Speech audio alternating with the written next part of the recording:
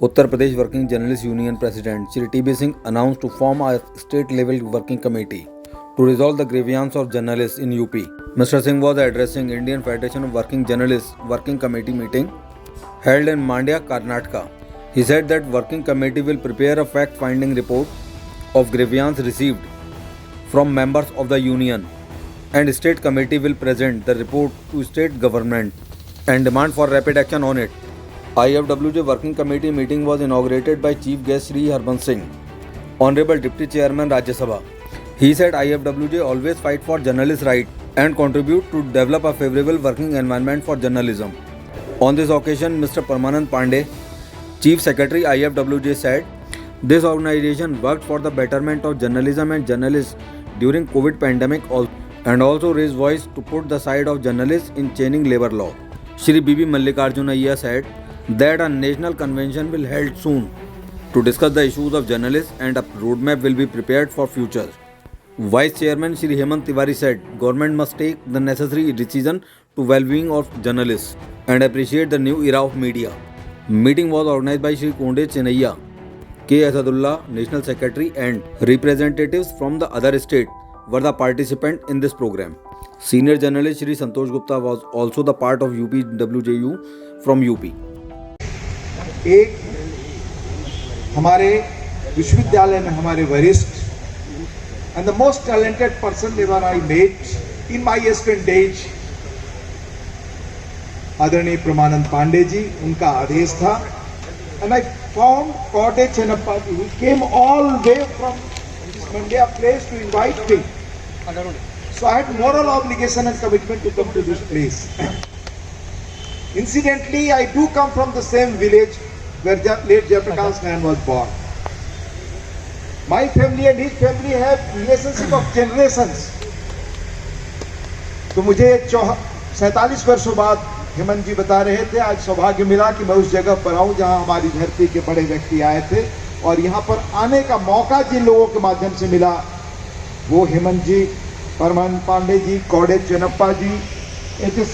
मंजू जी, और आप सबको मैं पहले तहे दिल से धन्यवाद देता हूं, क्योंकि मैं जिस समिति में सरकार के हूँ उसकी अचानक कल बैठक एक दिन पहले सूचना मिली, मुझे टिकट कैंसिल कराना पड़ा, रात 1 बजे के लगभग घर लौटा और सुबह 4 बजे मैं एयरपोर्ट के लिए आया और सीधे एयरपोर्ट से यहाँ मैं आपके बीच आ रहा हूँ, क्योंकि इसका आयोजन Indian federation of working journalist ने किया, जेपी मेमोरियल एजुकेशन सोसाइटी ने किया।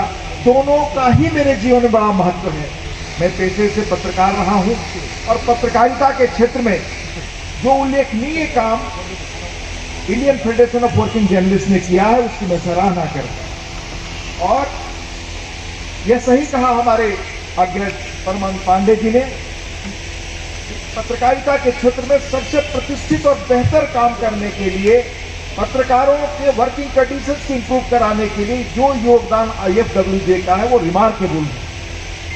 और मंचा सिंह समस्त विद्वजन, मुझे लगता है कि बहुत सी सहूलियत वाले स्थान थे, वातानुकूलित हॉल थे, बेंगलुरु में स्थान था, लेकिन पांडे जी ने जब कहा तो मैंने कहा पांडे जी कार्यक्रम होना चाहिए, खुले में कार्यक्रम हो, धूप में कार्यक्रम हो, वातानुकूलन की कोई आवश्यकता नहीं है, क्योंकि उस कार्यक्रम की सदारत करने वो आ रहे हैं जिनकी तासीर बलिया की जो खास तासीर है उससे संलग्न है।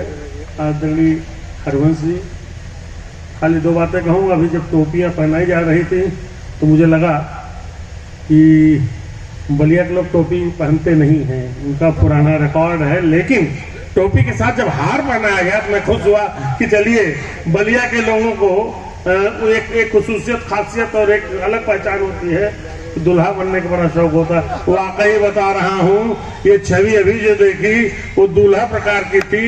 भगवान करे इस देश के प्रख्यात सुविख्यात पत्रकार आज जिस पद पर आरूढ़ हैं, यह पद अभी पर्याप्त नहीं है।